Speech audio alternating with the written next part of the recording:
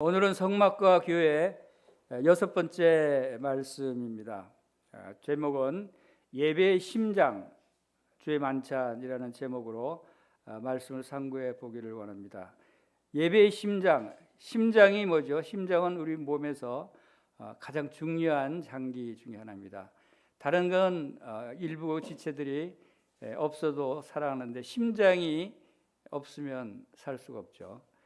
예배의 심장이라고 하는 것은 예배의 가장 중요한 중심 부분이 무엇인가를 말씀하고 있는 것입니다. 그것이 바로 주의 만찬이라는 사실을 말씀을 통해서 우리가 상고해 볼 때, 또 성막과 관련해서 성수의 진설병을 통해서 발견하는 주님의 만찬을, 그 의미를, 깊이 있는 의미를 살펴보는 시간을 갖기로 하겠습니다. 구약의 성막의 완벽한 그림자를 통해서 참된 예배의 중심이 무엇인지 시각적으로 우리가 살펴보고 또 영적으로 그 의미를 되돌아보는 시간입니다.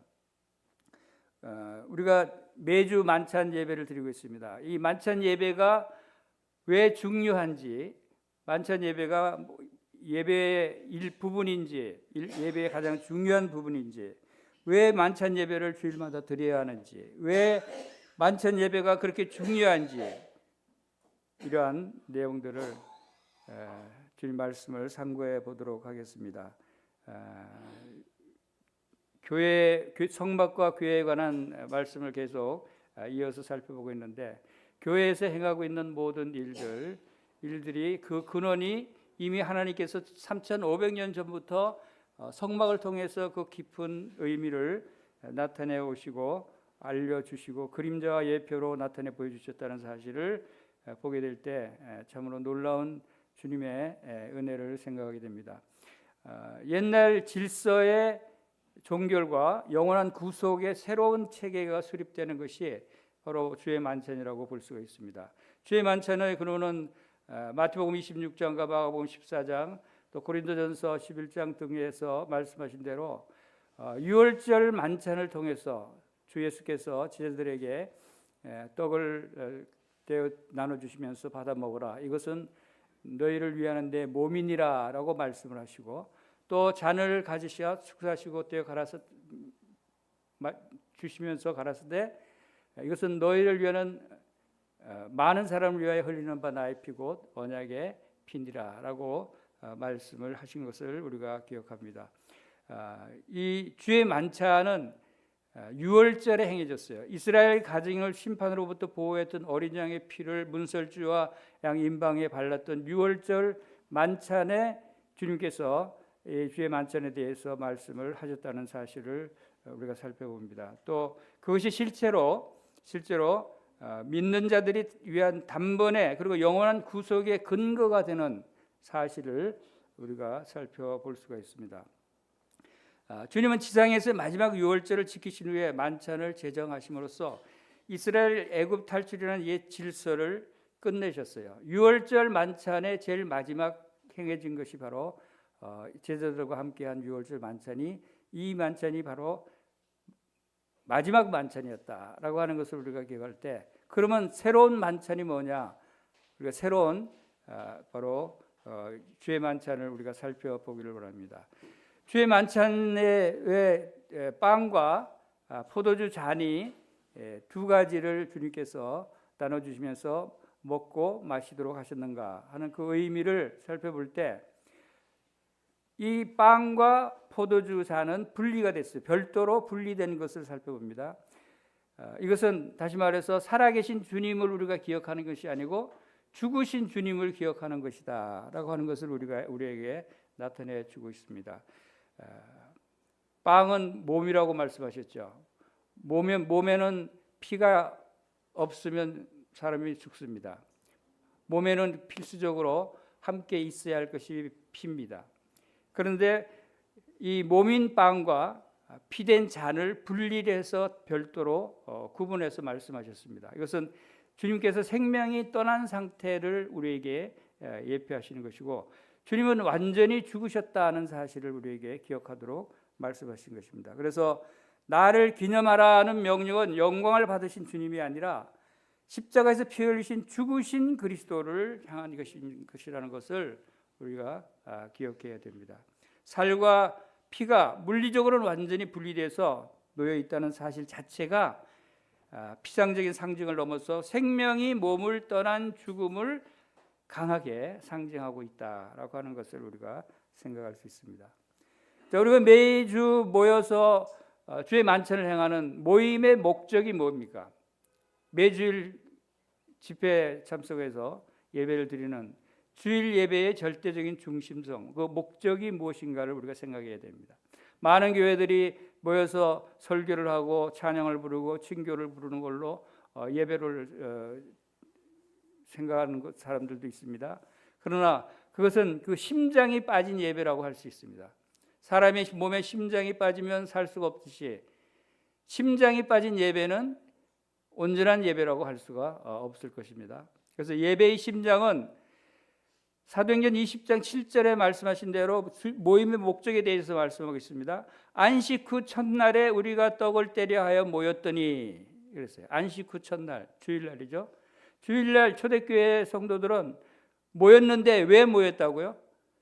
떡을 떼기 위해서 모였다라고 합니다. 그 목적을 분명하게 얘기하고 있어요. 떡을 떼기 위해서 모였다. 그래서 현대 교회가 설교나 친교의 예배를 중심을 두지만 그것은 잘못된 것이고 설교나 찬양이나 친교의 예배는 중요한 그 심장이 빠진 것과 같이 주의 만찬이 빠진 예배는 합당한 예배가 아니다라고 볼 수가 있어요. 그래서 모든 성도가 그리스도의 죽음이라는 공동의 기초 위에 굳게 서 있음을 확인하는 가장 중요한 시간, 그것이 주의 만찬 시간이다라고 볼 수 있습니다. 왜 떡과 피된 잔을 우리가 꼭 그 주님께서 기념하도록 하셨냐 하면 성막에서 가장 중요한 부분이 지성소입니다. 지성소에서 또 가장 중요한 부분이 언약궤에서 가장 중요한 부분이 속죄소라고 할 수가 있습니다. 속죄소는 율법을 덮고 있는 정금의 뚜껑입니다. 율법을 덮고 있는 정금 뚜껑이라고 했어요. 그것은 무슨 말? 지난 시간에 우리가 말씀드린 대로 언약궤 안에는 율법을 범한 죄악으로 나타내고 있는 만나를 담은 항아리와 아론의 쌍난 지팡이와 또 율법 기록한 돌판, 이 세 가지를 기록해서 뚜껑을 덮었어요. 그러니까 속죄소 안에는 그 율법의 죄를 덮고 있는 거죠. 그 위에 속죄소에는 속이 들여다보지 않지만 속죄소에 무엇을 뿌리라고 했냐면 예수 그리스도의 피, 제물의 피를 뿌려서 속죄를 하지 않으면 대제사장이 거기서 살아남을 수 없는 속죄를 하기 위해서는 피가 필요했습니다. 그래서 속죄소에 피를 뿌릴 때 하나님의 시선이 하는 그 피를 보고 그 아래에 담겨져 있는 백성들의 죄악들을 다 은혜로 용서하시고 사라지게 하신다. 피를 볼 때 넘어가리라 하신 약속의 자리가 바로 시온자라고 합니다. 그래서 속죄소와 진설상은 바로 이 떡상이죠. 떡상을 진설상이라고 합니다. 떡상과 속죄소의 높이가 그 상의 높이가 똑같아요. 1.5 규빗. 이것은 같은 진설상의 높이는 피가 뿌려지는 언약궤 속죄소 높이와 정확히 동일한 높이로 만들어졌다는 사실을 우리가 볼 수가 있습니다. 이것은 다시 말해서 오직 자기 피로 영원한 속죄를 이루어서 단번에 성소에 들어가신 예수 그리스도의 속죄 그 사실이 또 이 진설상을 통해서 그 몸이 희생되신 것을 함께 나타내고 있다는 것입니다. 이것은 하나님과 우리가 나누는 참된 영적 교제가 그리스도의 완전한 속죄 사역과 동일한 반석 위에 세워져 있음을 우리에게 나타내고 있습니다. 떡과 잔의 위치를 여기서 보여주고 있는 것이고 떡과 잔의 효과를 동일한 선상에서 나타내 보여주고 있다는 것을 봅니다.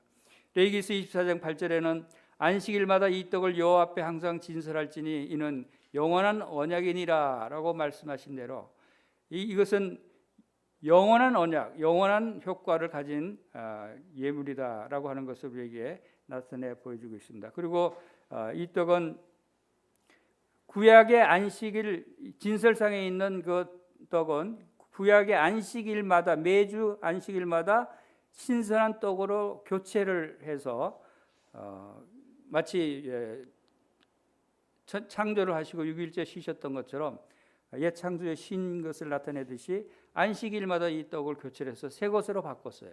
그리고 제사장들이 그 떡을 먹고 진설병이 매주 새롭게 차려졌듯이 참된 예배는 매너리즘에 빠지지 않는 신선한 감격이 있어야 하는 것을 하나님께서 예표해 주고 있다는 것입니다. 매주 새롭게 성령의 새롭게 하심으로 하나님께 신령한 예배를 드릴 수 있는 것이 필요하다는 것입니다. 매주일 그리스도의 은혜를 새롭게 확인하며 영혼을 갱신하는 그러한 것이 필요하다.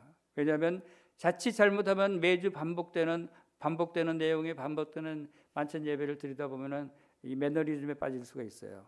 그런 것을 주님께서 원하지 않으신다는 것입니다. 그래서 신약의 주일은 부활하신 안식 후 첫날에 매주 떡을 떼서 새 창조의 기쁨을 새롭게 우리가 누리고 하나님께 올려드리도록 하신 것이 바로 만찬 예배다라고 하는 것입니다. 그래서 그리고 이 조각목으로 상을 만들 때 순금으로 싸라고 출애굽기 25장 23절에 말씀하셨듯이 이 진설상 떡을 올리는 그 상의 그 재료 자체도 많은 의미를, 이 성막은 모든 재료, 모든 구조, 모든 설계가 각각 다 깊은 의미를 담고 하나님께서 예표한 내용들을 보여주고 있다는 것입니다. 인성과 신성의 완전한 연합을 보여주는 것이 이 상의 재료의 구조입니다. 그래서 이 진설상의 재료는 그 안에 원래는 조각목 나무로 만들었어요. 나무로 이 조각목이라는 것은 잘 알다시피 척박한 땅에 자라난 이 아카시아 같은 쓸모없는 그런 나무였어요. 흠없고 완전한 인간으로 세상의 고난을 견디신 그리스도의 인성을 나타내고 있는 것입니다. 그래서 이 조각목은 그리스도의 인성을 나타내고 또 그 조각목 겉에 순금으로 입혔어요. 순금으로 입혀서 순금은 예수 그리스도의 신성을 나타내고 있어요. 그래서 이 진설상의 구조 재료가 예수 그리스도로 돼 있다. 예수 그리스도께서 받쳐주고 모양을 내고 유지하고 있는 것을 우리가 알 수 있습니다. 이 두 재료의 결합은 우리의 생명의 양식이 되는 완벽한 구원자의 인격을 보여주고 있다라고 보여집니다.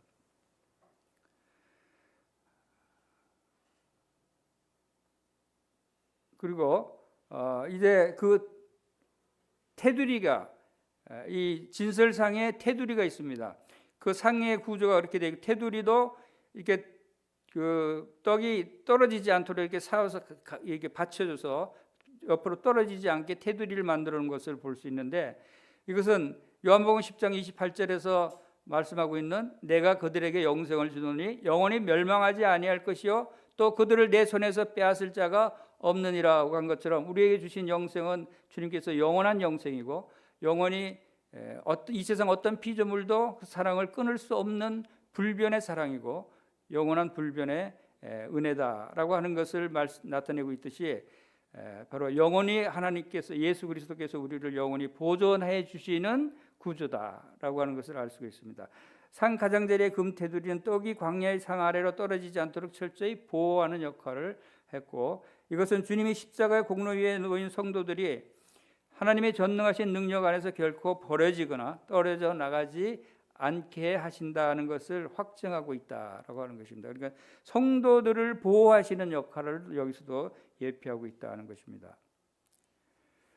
레위기 24장 5절에는 고운 가루를 가져다가 떡 12개를 굽되 여호와 순결한 상위에 두 줄로 놓으라고 말씀하셨습니다. 12개의 떡을 그 진설상에 이렇게 나란히 올려놓으라고 말씀하시는 거죠. 왜 12개를 놓으라고 그랬을까요? 이스라엘 백성들이 전부 12지파예요. 그러면 하나님의 마음은 누구에게 있다고요? 12지파 모두에게 있다는 거예요. 그 중에 뭐 잘난 지파도 있고 못난 지파도 있고 말 순종을 잘하는 지파도 있고 순종 잘 못하는 지파도 있겠죠. 그렇지만 하나님의 백성을 선택받은 백성들은 하나님께서 모두 다 동일하게 품고 사랑하신다는 것을 나타내고 있습니다. 그리고 이 빵의 재질이 고운 가루로 만들어졌어요. 거칠거나 뭉친 것 없이 고르게 빠진 고운 가루. 그것이 바로 이 재질인데, 고난 속에서도 완벽한 균형과 온유함을 유지하신 예수 그리스도의 인격을 이 빵이 담고 있다는 것입니다. 그리고 정결한 유향이 또 거기에 더 붙여집니다. 레위기서 24장 7절에는 너는 또 정결한 유향을 그 각줄 위에 두어 기념물로 여호와께 화제를 삼으라고 말씀하실 것이, 유향의 역할은 그 떡 위에 유향을 피워서 화제로 삼으라고 한 거예요. 떡만 있는 것이 아닙니다. 이것은 무엇을 의미하냐면 오직 하나님을 위한 향기.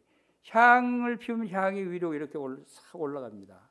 향이 그 올라가서 가는 것은 하나님께서 그 향을 흠양하신다, 하나님을 위한 향이다라고 하는 것을 보게 됩니다. 그래서 불태워지는 유향은 하나님께 드려지는 순전한 예배를 나타내는 것이고, 떡은 제사장들이 먹었지만 유향은 오직 하나님만을 위한 화목 제물로 불태워졌습니다. 예배의 궁극적인 중심은 그리스도의 완벽한 순종이 하나님께 올려진 지고의 지극히 높으신 향기를 고백하는 것입니다 라고 할 수 있죠. 그래서 하나님께서 이 향을 받으신다. 그리고 이 떡은 오늘날 주의 만찬, 신약교회에서 예수님께서 한 떡을 말씀하셨어요. 구약의 성막에서는 12개의 떡이었는데 신약에서는 왜 한 개로 말씀하셨을까요? 이것은 보이지 않는 우주적인 교회, 모든 세상의 모든 성도들, 모든 하나님의 백성들을 다 한 떡으로 보신다. 저기 미국에 있는 그리스도인들이나 또 아랍권에 있는 그리스도인이나 유럽에 있는 그리스도인이나 한국에 있는 그리스도인, 모든 이 세상의 모든 그리스도인들은 다 한 몸이다 라고 하는 우주적인 교회를 나타내는 것이 바로 한 몸의 진리입니다. 그래서 고린도전서 10장 17절에는 떡이 하나여 많은 우리가 한 몸이니 이는 우리가 한 떡에 참여함이라 라고 고린도전서 10장에 말씀을 하셨습니다. 바로 이 보이지 않는 교회지만 주님께서는 우리가 주일날 한 떡에 참여한다고 해서 우리 영등포 교회 형제 자매들을 한 지체고 한 떡인 게 아니라 다른 지역교회, 다른 나라의 지역교회, 이 세상 모든 나라의 지역교회 모든 성도들이 다 한 떡이라고 하는 거예요. 한 지체들이고 단지 머리가 주 예수 그리스도시다라고 하는 것을 우리가 기억해야 될 필요가 있습니다. 율법은 장차 올 좋은 일의 그림자일 뿐이요 참 형상이 아니므로라고 히브리서 10장 1절에 말씀하신 대로 이제는 성막을 통해서 나타내 주신 율법적인 모든 것들이 이제 그림자와 참 형상, 그림자였고 참 형상으로 예수 그리스도를 통해서 신약 교회에 보여주셨다는 것입니다. 그래서 그림자로 보여주신 성막의 진설병은 12개의 떡이었지만 참 형상인 주의 만찬은 한 개의 떡. 그리고 참여자들은 그림자로 보신 구약에서는 아론과 그 아들들이 지정된 제사장들을 역할을 했지만 이제는 신약교회에서는 참 형상에서는 보혈로 그리스도의 보혈 피로 거듭난 모든 성도들이 영적인 제사장이고 왕 같은 제사장들이다 하는 것입니다. 그리고 주기는 매 안식일마다 율법의 완성을 의미하는 안식일마다 했지만 이제 신약교회에서는 매주 첫날의 의미는 그날 부활하신 날입니다. 부활하신 날이고 우리에게 새 생명을 주신 날입니다. 그래서 부활과 새 생명을 의미하는 주 첫날 주일날에 우리가 행하는 것입니다. 그리고 하나님 앞에서 국가적인 보존을 의미한다고 한다면 죽으신 주님과의 영적 연합을 나타내고 있는 것이 오늘날 주의 만찬의 모습이라는 것입니다. 베드로전서 2장 9절에서는 너희는 택하신 족속의 왕같은 제사장들이여 거룩한 나라요 라고 말씀을 하셨듯이 제사장의 특별한 신약교회 제사장들의 특권이 뭔가를 우리가 생각해야 돼요. 구약의 성막에서 제사드린 제사장들의 역할과 신약교회에서 행하는 제사장들, 신약교회 제사장들은 그럼 뭐가 다르냐, 어떤 역할을 하느냐 하는 것을 우리가 구분할 필요가 있죠. 구약의 제사장들은 선택된 지정된 제사장들만 휘장 안에 성소에 들어가서 이 떡을 먹고 제사를 드릴 수 있었어요. 그러나 이제 그것이 이제 성막의 휘장이 찢어졌다고 말씀을 드렸어요. 찢어진 휘장 사이로 모든 성도가 제사장이 되어서 하나님과 직접 하나님의 임재 가운데 모든 성도들이 제사장으로서 나아갈 수 있는 상태다라고 하는 것입니다. 그래서 주의 만찬은 특정 인간 집례자의 권한이 아니고 모인 회중 전체의 거룩한 특권입니다라고 하는 것을 볼 수가 있습니다. 고린도전서 2장 10절에서는 오직 하나님의 성령으로 이것을 우리에게 보이셨으니라고 말씀하셨어요. 하나님의 성령으로 이 진리를 우리에게 밝히 보여주셨다는 것을 말씀하십니다. 그것은 곧 이 성막 안에서는 빛이 성소 안에 등대에서 그 빛을 비춰 이 성소 안에는 이 등대의 빛이 없으면 캄캄해서 아무것도 보이질 않아요. 오직 유일한 빛이 이 등대의 빛이에요. 이 등대의 빛이 켜졌을 때 진설상의 진설병을 우리가 볼 수 있고 먹을 수 있는 거예요. 제사장들이. 그래서 성소 안에는 자연 채광이 없는데 이 빛이 없다면 아무것도 볼 수도 먹을 수도 없는 상태였다는 것을 보여주듯이 영적으로 이것은 무엇을 의미하냐면 이 빛은 성령을 의미합니다. 성령의 조명하심이 없으면 그리스도의 인격과 죽으심을 결코 깨달을 수 없음을 의미하는 것이고 참된 예배는 오직 성령의 빛 아래서만 가능합니다. 오늘 여러분 성령의 빛을 받으셨어요? 빛이 있으라 하심에 빛이 있게 하셨던 그 하나님께서 예수 그리스도의 얼굴에 있는 하나님의 영광을 아는 빛을 우리 마음에 비춰주셨다라고 고린도후서 4장 6절에 말씀을 하고 있어요.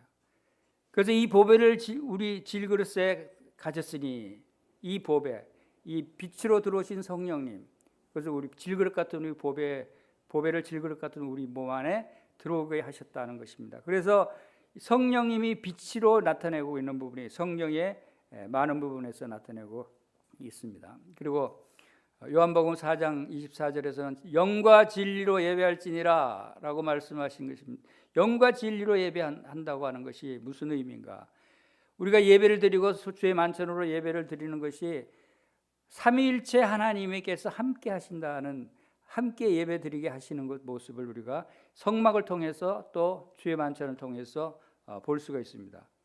성막의 등대는 성령을 나타내십니다. 성령님이 우리와 함께 하셔서 우리의 영의 눈을 밝히시고 감동을 주시는 성령의 인도함이 있다는 것을 볼 수 있고, 또 떡은 예수 그리스도의 몸을 의미합니다. 성자 예수 그리스도를 말씀하고 있어요. 그래서 우리를 위해서 찢기시고 생명 되신 아들 예수 그리스도의 사역을 나타내고 있는 것입니다. 그리고 유향을 피우라 그랬어요. 유향은 바로 성부 하나님께 아들의 완전한 희생을 향기로운 제물로 받으시는 하나님 아버지의 역할을 우리가 볼 수가 있습니다. 이렇게 해서 성령과 성자와 성부 삼위일체의 하나님께서 우리의 예배에 함께 하시고 우리를 인도하신다는 것을 볼 수 있습니다. 예배는 성령 안에서 아들을 통하여 아버지께 나아가는 영광스러운 교제라고 할 수 있는 것입니다. 그래서 누가복음 22장 19절에 나를 기념하여 이것을 행하라 라고 말씀하셨듯이 첫 번째 원리로 본다면 완성된 죽으심의 기념이다 라고 할 수 있어요. 주의 만찬 예배는 완성된 죽으심의 기념이에요. 첫째, 만찬 예배의 첫 번째 중요한 것은 예수 그리스도께서 죽으셨다는 것을 기억하라는 거예요. 그것이 가장 중요한 거예요.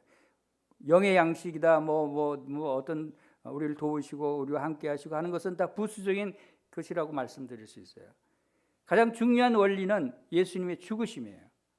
찢기신 몸, 찢기시고 우리 고난 당하신 것이 바로 예수 그리스도의 죽으신 몸을 의미하는 것이죠. 그래서 생명이 몸을 떠난 상태가 흘려진 피다. 주님은 십자가에 찢기시고 피 흘리신 죽으심을 기억하라고 명령하셨습니다. 떡과 잔이 분리되어 있다는 사실 자체가 생명이 떠난 죽음을 시각적으로 우리에게 나타내 보여주고 있고, 우리는 단번에 완성된 영원한 속죄를 기념하고 있는 것입니다. 요한복음 6장 63절에서는 살리는 것은 영이니 육은 무익하니라 내가 너희에게 이런 말이 영이요 생명이니라 라고 했습니다. 두 번째 원리는 물리적인 의식이 아니고 영적인 실제를 우리가 행하고 있다는 것입니다. 물리적인, 즉 다시 말해서 실제 먹는 빵, 마시는 포도주, 이거 자체가 아니라 그것이 뜻하는 영적인 의미가 중요한 거예요. 물리적인 요소가 물리적으로 변하거나 그 물질 아래 은혜가 직접 주입된다는 시각은 아니라는 것이죠.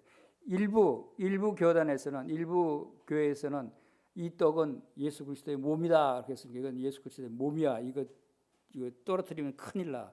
이거 잘못 먹으면 큰일 나. 뭐 예수님 몸을 먹는 거야. 이렇게 물리적으로 생각하는 분들이 있어요. 그런 분들이 잘못됐다는 것이죠.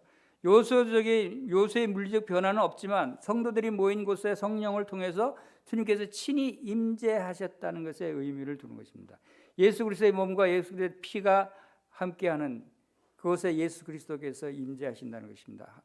예배하는 자의 마음이 하늘로 실제로 끌어올려지는 영적인 교제가 일어나는 것이 바로 만찬 예배 시간이다. 우리가 만찬 예배를 통해서 하늘을 바라보면서 예수 그리스도께서 십자가에서 그 몸이 고난당하시고 그 피를 흘리시고 죽으셨죠. 죽으신 지 사흘 만에 다시 부활하셨습니다. 부활하셔서 어떻게 하셨어요? 다시 하늘로 승천하셨어요. 하나님 보좌 우편에 승천하셔서 하나님 보좌 우편에서 우리를 위해서 간구하시는 우리의 대제사장 역할을 하시는 그분이 또 뭐라고 말씀하셨어요? 우리도 바로 예수 그리스도와 함께 하늘에 앉히신 바 된 자들이라고 말씀하셨어요. 우리를 끌어올려서 영적으로 우리가 실제로 영적인 교제를 한다는 것은 이 땅에서의 교제가 아니에요. 하늘에 올라가서 하나님과 영적인 교제를 하고 있는 것을 의미하는 것이에요.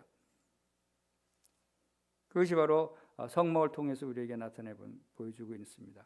세 번째 원리는 고린도전서 10장 17절에 떡이 하나여 많은 우리가 한 몸이니 이는 우리가 다 한 떡에 참여함이라 그랬어요. 떡이 하나여 많은 우리가 한 몸이라 그랬어요. 한 떡이 이렇게 중요한 의미를 가지고 있어요. 교회는 그리스도의 몸이라고 그랬어요. 그 몸의 머리는 예수 그리스도라고 그랬어요. 몸이 여러 개면 머리도 여러 개 해야 되죠. 우리가 몸이 만약에 여러 개다 한다면 그리스도도 여러 그리스도가 있어야 되는데 그렇지 않아요. 그리스도는 오직 한 분이에요.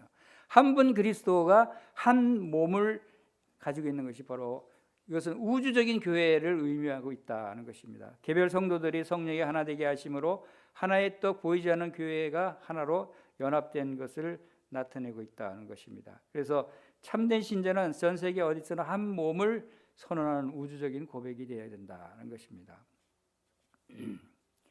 히브리서 10장 1절에서는 율법은 장차올 좋은 일의 그림자일 뿐이므로 참 형상이 아니므로라고 말씀을 하셨습니다. 그림자일 뿐이다. 그림자는 실체가 아니죠. 그냥 이렇게 모형과 그림자로 보여주고 예표하는 것 뿐이고 진짜 참 형상이라는 건 진짜는 따로 있다는 것이에요. 그 진짜가 바로 예수 그리스도고 진짜가 바로 예수 그리스도가 실제로 오셔서 이루어 주신 것이다. 구약의 영적 청사진은 그림자였다고 말씀하셨습니다. 12덩이의 빵이 12지파를 의미하듯이 또 유월절 어린 양의 피가 죽음의 심판에서 백성을 건져낸 생명의 구출 사건을 나타내 보여주셨듯이 이것이 다 그림자였다는 거예요. 실체가 아니었다는 거예요. 그러니까 매해마다 반복해서 또다시 드리고 해야 됐죠. 근데 참 형상을 오신 실체는 참 형상은 한 번으로 모든 것을 다 이루셨다는 것입니다. 예수 그리스도의 마지막 유월절 식사 자리에서 옛 질서를 영원히 종결 지으셨다. 주의 만찬을 명령하신 유월절 만찬이 바로 이 유월절 식사의 역사상 마지막 식사였어요. 그 이후로는 다시 유월절 식사가 유효한 식사가 되지 않는다.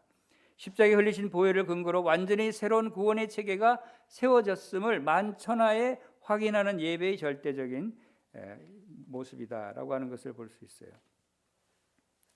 베드로전서 2장 24절에 친히 나무에 달려 그 몸으로 우리의 죄를 담당하셨으니 이는 우리로 죄에 대하여 죽고 의에 대하여 살게 하려 하심이라 그랬어요. 예수 그리스도의 몸을 이 떡이 의미한다고 말씀을 하셨죠. 찢기신 몸, 이 떡은 찢기신 몸. 그래서 한 떡에 떡을 참여하고 한 떡에 떡을 뗀다고 표현을 하고 있습니다. 그래서 사도행전에 초대교회 성도들이 주 첫날에 떡을 떼려 하여 모였다 그랬어요. 왜 떡에 참여하려 모였다고 하지 않고 떡을 떼려 모여. 그 뗀다는 데 사실은 의미가 나타나 있는 거예요. 한 떡을 함께 나누어 떼어 먹는다. 근데 그 몸이 누구의? 예수 그리스도의 몸인데 친히 나무에 달려 그 몸으로 우리 친이라는 단어를 언제 사용하죠? 친히. 제가 뭘 하면은 여러분 저에게 친히 뭘 하십니까? 그런 얘기 절대 안 하죠. 비슷한 수준의 사람들끼리는 친히라는 얘기를 용어를 사용 안 해요. 근데 만약에 왕이나 대통령이 내가 해야 될 일을 뭔가 직접 해 주신다면 아이고 이게 친히 일을 하십니까? 이렇게 얘기할 수 있어요. 가장 높으신 분이 하지 않아도 될 일을 우리를 위해서 하는 것을 친히 하신다라고 표현을 하죠. 예수 그리스도는 우리를 위해서 나무에 달려고 처참하게 고통당하시고 죽으셨어요. 근데 그분이 왜 친히라는 단어가 붙어요? 그분은 하나밖에 없는 하나님이셨어요. 하나님의 영광의 광채였어요. 그렇지만 하나님과 동등됨을 취할 것으로 여기지 아니하시고 이 땅에 말씀이 육신인데요. 이 땅에 오신 분이 오셔서 친히 그 일을 하셨다는 거예요. 예수 그리스도의 신분이 여기에 담겨져 있는 것이 친이라고 하는 단어입니다. 그래서 그분이 아무 죄도 없는 상태, 무험한 상태였어요. 그분은 영적으로 고난을 당하셨어요. 저주를 받으셨어요. 육체적인 고난을 또한 친히 나무에 달려 그 몸으로 담당해 주셨다. 이것을 바로 이 주의 만찬에 떡이 담고 있는 의미예요. 그 떡이 얼마나 중요한가를 우리가 생각할 수 있어야 되죠. 그래서 우리가 직접 이 주의 만찬을 행하면서 주님께 예배를 드릴 수 있는 왕 같은 제사장이 될 수 있었던 이유는 바로 예수 그리스도의 친히 이게 십자가에서 그 몸이 찢기심으로 휘장이 쫙 갈라지게 하신 이 놀라운 사건, 인류 역사상 가장 위대한 사건이 바로 이 사건이라고 생각이 됩니다. 저는 예수님이 십자가에서 찢기신 것이 그것으로 인해서 지성소에 들어가는 둘째 휘장의 장막이 위에서부터 아래로 찢기심으로 말미암아 우리가 예수 그리스도를 의지해서 예수 그리스도의 몸과 피를 의지해서 지성소 은혜의 보좌 앞으로 나아갈 수 있게 해 주신 것, 이것은 정말 인류 역사상 가장 위대한 사건이고 가장 중요한 사건이고 우리에게 절대적인 필요한 사건이다라고 하는 것을 우리가 알 수가 있습니다. 성찬 참여의 5가지 기준, 주의 만찬에 참여할 때 우리가 자세를 정비해야 될 그런 내용들이죠. 너희가 이 떡을 먹으며 이 잔을 마실 때마다 주의 죽으심을 오실 때까지 전하는 것이니라. 주의 죽으심을 오실 때까지 전하는 위해서 우리가 어떤 그 모습의 자세를 준비해야 될 것인가에 대한 내용입니다. 먼저 주의 죽으심을 생생하게 선포하고 증거해야 된다는 것입니다. 주의 죽으심을 선포하는 것이죠. 그 다음에 자기 점검이 필요합니다. 합당하게 참여하기 위해서 먼저 자기 자신이 영적인 상태가 내가 주의 몸을 분별할 수 있는가 하는 자기 상태를 점검할 필요가 있고, 또 떡과 잔이 담고 있는 주의 몸과 대속의 은혜를 깊이 인식하고 분별할 수 있는가, 그리고 주의 몸을 분별하지 않고 가볍게 여길 때 임하는 하나님의 징계가 있다는 것을 우리가 또 알 수가 있고, 또 재림에서만 오실 때까지 행하는 것으로 영광스러운 주님이 다시 오심을 고대하는 그런 소망하는 마음의 준비를 가져야 할 것이다 하는 것입니다. 주의 만찬은 이것은 예배입니다. 가장 예배 중에서도 뭐라 그랬죠? 예배 중에서도 심장, 예배의 심장이라고 표현을 했습니다. 다른 표현보다 더, 이 표현보다 더 중요한 표현이 없을 것 같아서 이 표현을 택했어요. 심장이 가장 중요하잖아요. 모든 가장 중요한 부분이 심장이에요. 예배의 가장 중요한 부분이 바로 주의 만찬이다 하는 것입니다. 이것을 통해서 하나님께 예배를 드린다고 해서는 하나님께 영광을 올려드리고 경배를 드리는 것이다 하는 것입니다. 그것이 요한계시록 1장 5절 6절에서도 우리를 사랑하사 그의 피로 우리 죄에서 우리를 해방하시고 그에게 영광과 능력이 세세토록 있기를 원하노라 하고 하늘에서 예배를 드리며 찬양을 올려드리는 모습을 우리가 볼 수 있어요. 우리가 이 땅에서 주일날 예배 드리는 것도 이러한 예배를 드릴 수 있다는 것이고, 이러한 예배를 드리는 것이 하늘에서 보여주신 예배의 모습과 이 땅에서 우리가 교회에서 예배드리는 모습을 동일하게 생각할 수가 있어요. 우리도 그런 예배를 드릴 수 있다는 것이죠. 왜냐하면 우리도 지위가 하늘에 안침받은 자들이고 택하심을 받은 자들이고 왕같은 제사장들이라고 말씀하셨어요. 우리의 신분은 이 땅의 사람들과는 전혀 다른 구별된 그런 신분이다 하는 것입니다. 그래서 성육신이 된 하나님을 찬양하고 하나님을 높여드리는 것이 포함이 되어야 되죠. 말씀이 육신이 되어 오신 창조주 하나님의 끝없는 겸손을 찬양하는 것이 만찬 예배 때 필요하고, 구속 사역을 또한 찬양하는 것입니다. 우리를 대신하여 저주받으시고 율법의 요구를 완전히 충족하신 대속의 은혜를 찬양하는 것입니다. 그리고 무한한 하나님의 사랑을 찬양하는 것입니다. 우리가 아직 죄인 되었을 때 아들을 내어주신 측량할 수 없는 사랑, 우리가 죄인 되었을 때 먼저 우리를 사랑해 주시고, 우리가 원수 되었을 때 먼저 우리를 사랑해 주시고, 우리가 하나님을 순종하지 않고 대적했을 때 먼저 우리를 사랑해 주신 측량할 수 없는 하나님의 사랑을 찬양하는 것입니다. 그리고 부활의 승리를 찬양하는 것입니다. 사망 권세를 이겨 부활하사 우리에게 산소망과 영원한 생명을 주신 능력을 찬양하는 것이 바로 이 만찬 예배를 통해서 하나님께 올려드린 참된 예배의 모습이다라고 하는 것을 볼 수가 있습니다. 고린도전서 11장 26절에 너희가 이 떡을 먹으며 이 잔을 마실 때마다 주의 죽으심을 오실 때까지 전하는 것이니라 라고 말씀하셨듯이, 언제까지 이 만찬 예배를 드려야 하는가 하면, 우리가 이 땅에서 언제까지 이 만찬 예배를 드려야 되는 것이죠? 그것은 주님이 오실 때까지, 주님이 재림하실 때까지. 이것은 과거의 은혜를 찬양하며 그 근거로 이제 현재 영적인 예배를 드릴 수 있고, 이제 미래의 영광의 소망을 바라보며 우리가 기다릴 수 있는 것입니다. 주의 만찬은 과거의 위대한 희생, 십자가를 돌아보고 현재의 완전한 보존을 누리며 우리 미래의 영광스러운 만남을 대망하는 시공간을 초월한 예배다라고 하는 것입니다. 얼마나 위대한 예배를 우리가 드리고 있는지 알 수가 없습니다. 우리가 얼마나 중요한 예배를, 얼마나 하나님의 영광스럽게 하는 예배를 드리는지 우리가 생각할 수 있어야 됩니다. 하나님은 이런 예배를 드린다를 찾으신다고 하셨어요. 하나님이 찾으시는 사람 바로 이러한 예배다 하는 것입니다. 고린도전서 10장 21절에 너희가 주의 잔과 귀신의 잔을 겸하여 마시지 못하고 주의 식탁과 귀신의 식탁에 겸하여 참여하지 못하리라.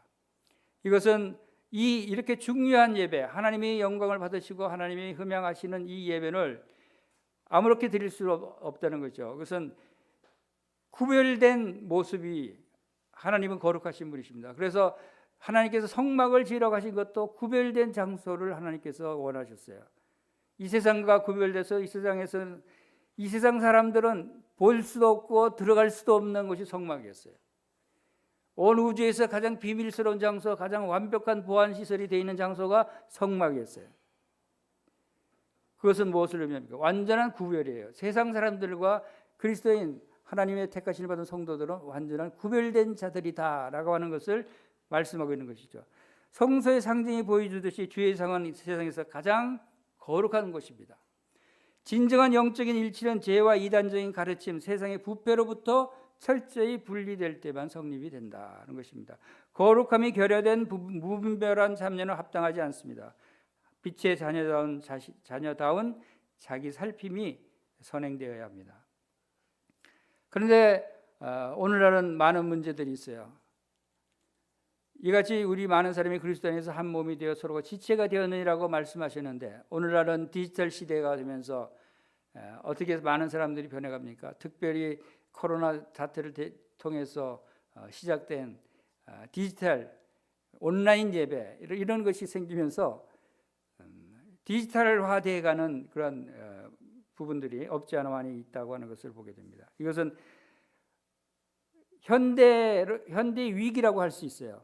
오늘날 목적과 본질을 잊은 채 형식, 직급, 타이틀 또한 화려한 껍데기면 병축으로 직접하고 있는 것이 아닌가 하는 것입니다.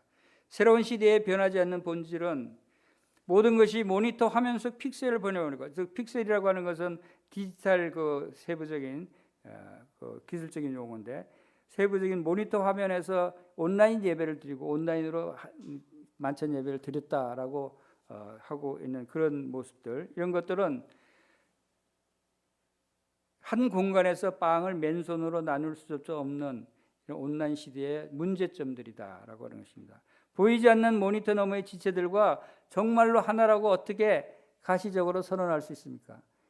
실감이 납니까? 모니터 속에서 온라인 예배 드리면서 진짜 정말 성도들과 같은 하나다, 한떡에 참여했다라고 얘기할 수 있겠어요? 그것이 어렵던, 그것이 사실 물론 이제 그런 영적으로 그런 마음을 가질 수도 있겠지만, 이러한 물리적인 매체가 사라지는 오늘날 진짜 연합의 본질은 우리 삶의 어떤 무거운 질서로 나타나야 하는지를 생각해 봐야 된다는 것입니다. 그러니까 온라인 예배라고 하는 것은 불가피할 때 사용한다고 하는 건 필요할 수 있지만 진짜 진정한 하나됨, 한 떡에 참여하고 한 잔에 참여한다고 하는 의미를 실감하지 못하고 체감하지 못하는 예배일 수 있다라고 하는 것을 경고하는 것입니다. 결론을 보면 이제 광야에서 베푸시는 영광의 식탁을 우리가 생각할 수 있어요.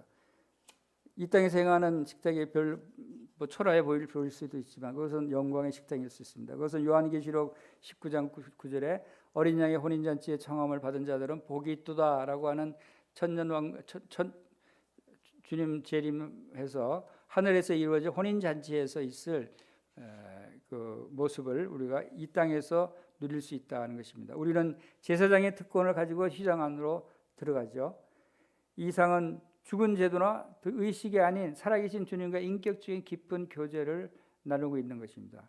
이 인격적인 깊은 교제는 바로 영광의 식탁이라고 할 수 있죠. 이 식탁은 세상이라는 광야를 지난 성도들이 장차 임할 하늘의 잔치를 미리 맛보는 가슴 벅찬 전주곡이 될 수 있습니다. 이런 생각을 하면은 얼마나 영광스럽겠어요. 우리가 이 땅에서 주일 떡을 때려 모여서 주의 만찬을 행할 때 이것은 하늘에서 행하는 영광스러운 잔치와 동일하게 기쁨으로 즐거움으로 하나님께 예배를 드린다면 얼마나 하나님이 기뻐하실까 하는 생각을 하는 것입니다. 성령의 조명 아래 생명의 떡을 풍성히 누리시길 바랍니다. 주님이 다시 오실 그날까지 이 만찬 예배를 통해서 하늘의 소망을 맛보면서 하나님께 영광을 돌리는 그런 만찬 예배를 드리는 여러분 되시기를 바라는 마음이 있습니다. 이상으로 마치겠습니다.